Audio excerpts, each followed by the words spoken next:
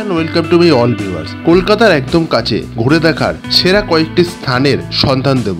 তাই আজকের এই ভিডিওটি ইনফরমেটিভ হতে চলেছে যারা বর্ষাকালে ঘোরার স্থান খুঁজছেন, তাও আবার কলকাতার একদম কাছে। তাহলে চলুন আজকের এই ভিডিওটি শুরু করি। নাম্বার 1, মুকুটমণিপুর। কলকাতার একদম কাছে জনপ্রিয় পর্যটক স্থান মুকুটমণিপুর। কংসাবতী এবং কুমারী নদীর সংযোগস্থল এই মুকুটমণিপুর। মুকুটমণিপুরে এলে দেখবেন ব্যারেজ, যা বাঁকুড়া এবং পুরুলিয়ার নিকটবর্তী এলাকার সেচের উদ্দেশ্যে ব্যবহৃত হয় এই ব্যারেজের জল। এছাড়া এখানে রয়েছে বনপুকুরিয়া ডিয়ার্স পার্ক এবং আশেপাশে সবুজ বন ঘুরে দেখতে পারেন। বোটিং এর ব্যবস্থা আছে, বোটে রাইড করতে পারেন। এখানে আসতে হলে আপনার নিকটবর্তী রেলওয়ে স্টেশন বাঁকুড়ায় আসতে হবে। বাঁকুড়া রেলওয়ে স্টেশন থেকে 45 কিলোমিটার দূরে। এছাড়া পশ্চিমবঙ্গের প্রধান শহরগুলো থেকেও সড়ক পথের মাধ্যমে সহজেই চলে আসতে পারেন। আমার লিস্টে দ্বিতীয় যে ঘোরার স্থান সেটি হলো বকখালি।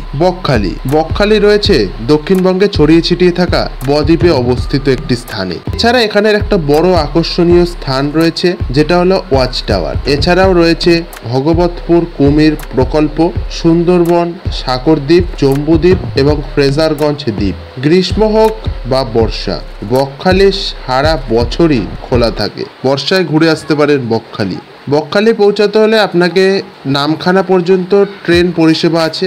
নামখানা এসে তারপর এখান থেকে গাড়িতে বকখালি চলে আসতে পারে। আমাদের লিস্টে 3 নম্বর যে দর্শনীয় স্থান সেটি হলো সুন্দরবন। ছুটিতে সুন্দরবন ঘুরে আসতে পারেন। কলকাতা থেকে 90 কিলোমিটার দূরে অবস্থিত এই সুন্দরবন নদী, বন এবং সবুজ গাছপালা সহ অসাধারণ স্থান। এছাড়া রয়েছে এখানে হাউস বোটে রাত কাটাতে পারেন। সুন্দরবনের আশেপাশে আপনি দেখতে পাবেন অনেক ছোট ছোট দ্বীপ, পার্ক। এছাড়া এখানে ঘুরে আসতে পারেন সজনেখালি পাখির অভয়ারণ্য। এখানে পৌঁছাতে হলে শিয়ালদা থেকে ক্যানিং স্টেশনে চলে আসুন। লিস্টে যে ট্যুরিস্ট প্লেস সেটি হলো তাজপুর পশ্চিমবঙ্গের একটি লুকানো সমুদ্র সৈকত। তাজপুর পশ্চিমবঙ্গের পূর্ব মেদিনীপুর জেলায় অবস্থিত।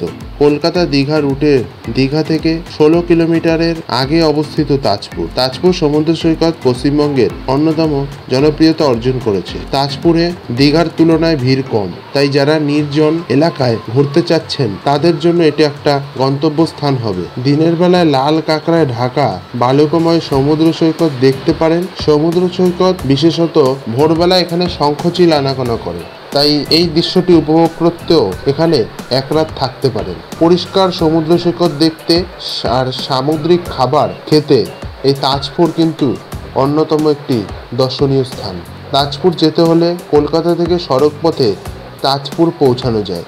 তাহলে আর দেরি কিসের, বেরিয়ে পড়ুন আপনার প্রিয় গন্তব্যস্থানে আর ঘুরে দেখুন পশ্চিমবঙ্গের মধ্যে লুকিয়ে থাকা অজানা সব দর্শনীয়।